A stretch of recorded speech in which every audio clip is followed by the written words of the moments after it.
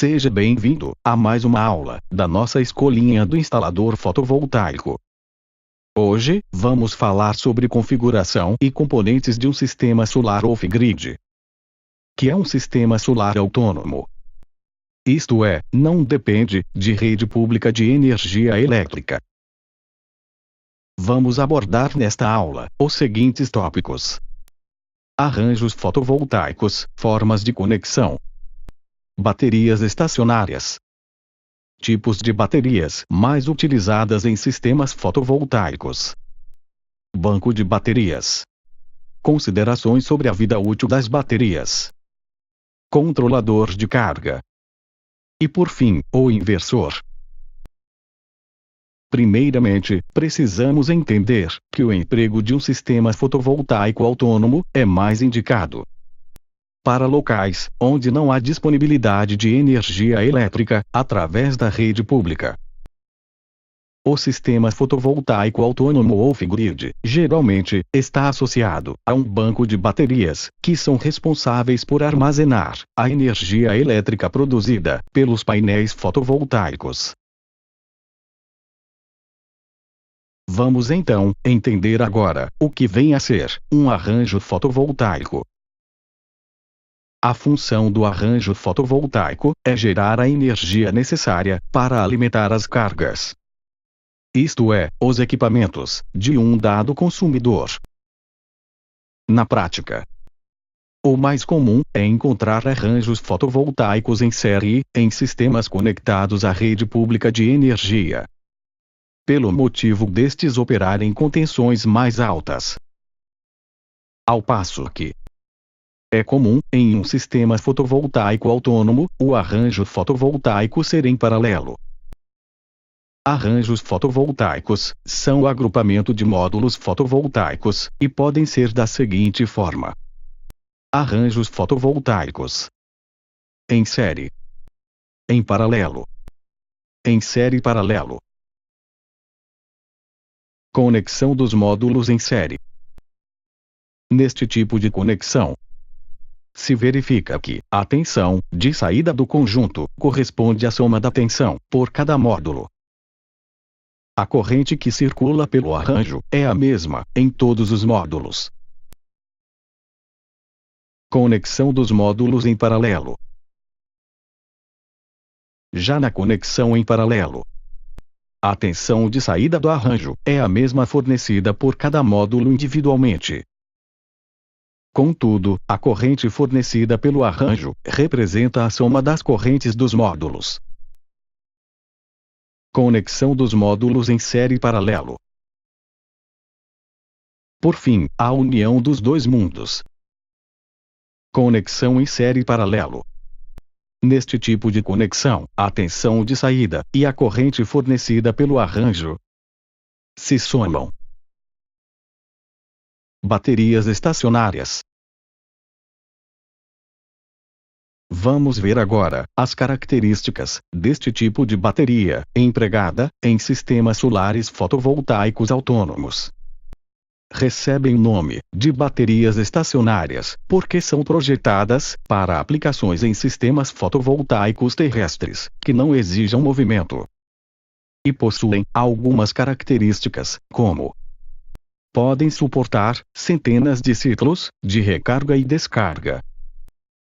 Não podem ser descarregadas totalmente, caso contrário, podem danificar-se. Ela é, tecnicamente, melhor do que a bateria automotiva, possui uma taxa de autodescarga menor do que uma bateria automotiva convencional e é preservada por mais tempo, mesmo quando a bateria não está em uso. Tipos de baterias mais utilizadas em um sistema fotovoltaico autônomo. Bateria de chumbo ácido, com eletrólito selada, regulado por válvula. VRLA. Esta é uma das baterias mais difundidas no mercado, devido ao seu custo reduzido. É o tipo de bateria mais empregada nos sistemas fotovoltaicos. Podem ser de dois tipos: bateria de chumbo ácido com eletrólito líquido Bateria de chumbo ácido com eletrólito em gel. Baterias de chumbo ácido com eletrólito líquido. Este tipo de bateria se assemelha muito às baterias automotivas, porém, são baterias especialmente fabricadas para aplicações em sistemas fotovoltaicos. Características: são consideradas de ciclo profundo, ou seja, podem descarregar-se até 50 ou 80% sem perder sua capacidade de recarga. Seu projeto permite suportar um número maior de ciclos de carga e descarga. Deve-se consultar o catálogo do fabricante para conhecer a profundidade da descarga aceita pela bateria. Baterias de chumbo ácido com eletrólito em gel. Características: podem ser utilizadas em locais com pouca ventilação, pois não libera gases durante o seu funcionamento. Vêm equipadas com uma válvula de segurança que permite a liberação de gases na ocorrência de sobrecargas. Este tipo de bateria requer um controlador de carga adequado às suas características, pois é altamente sensível a sobrecargas. Agora que já comentei sobre os tipos de baterias, não podemos esquecer que a utilização de uma bateria apenas, quase sempre, não é suficiente para alimentar os equipamentos do cliente. Logo, se faz necessário associar várias baterias para podermos obter a energia necessária para atender esta demanda. A esta associação chamamos de banco de baterias. A vida útil de uma bateria estacionária.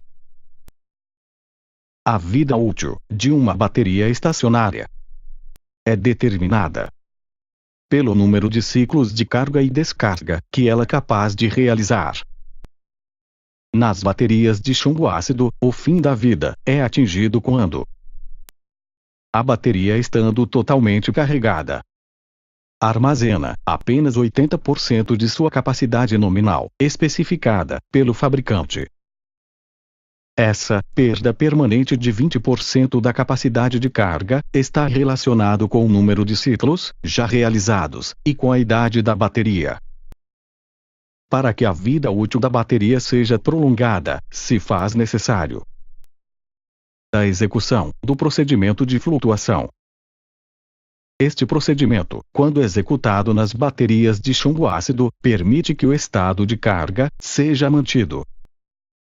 Este estado de carga significa que a bateria se encontra carregada e deve ser mantida nessa faixa de tensão.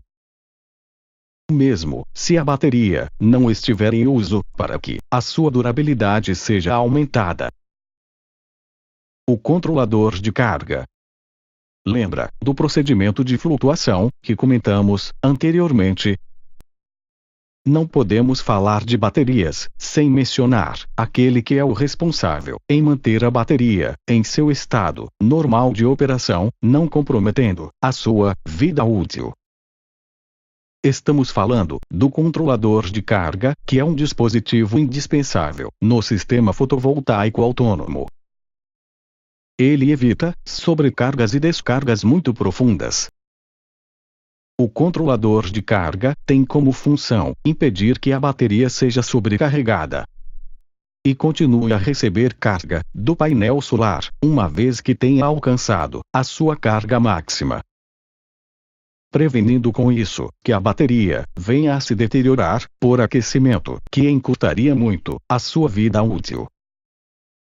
Ele é responsável por monitorar o valor de tensão nas baterias estacionárias de chumbo ácido e prevenir que a bateria sofra uma descarga profunda, além das suas especificações técnicas.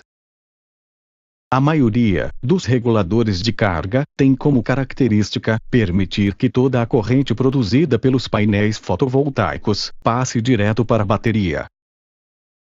Assim, quando a bateria se aproxima do seu estado final de carga, o controlador faz com que a mesma entre em estado de flutuação.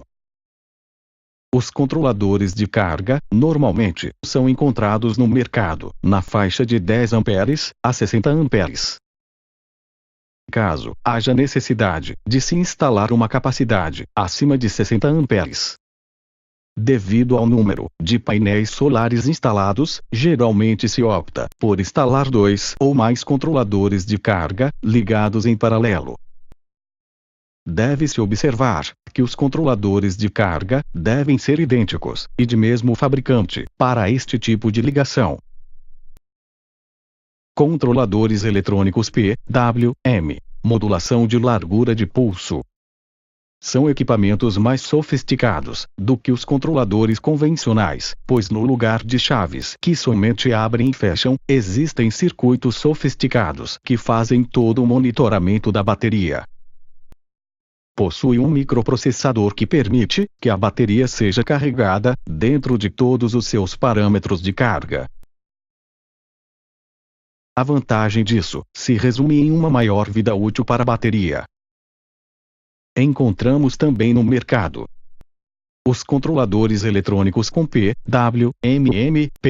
rastreamento do ponto máximo de potência. Esse tipo de controlador de carga vem com uma tecnologia ainda mais sofisticada que o PWM, pois além de possuírem a tecnologia PWM, possuem também como característica o MPPT. Este recurso extra possibilita que o módulo fotovoltaico opere sempre em seu ponto de máxima potência, quaisquer que sejam as condições de radiação solar. Devido a estas características técnicas sofisticadas, o controlador de carga com MPPT é de longe o mais indicado. Porém, não podemos deixar de mencionar que se trata de um sistema de custo mais elevado.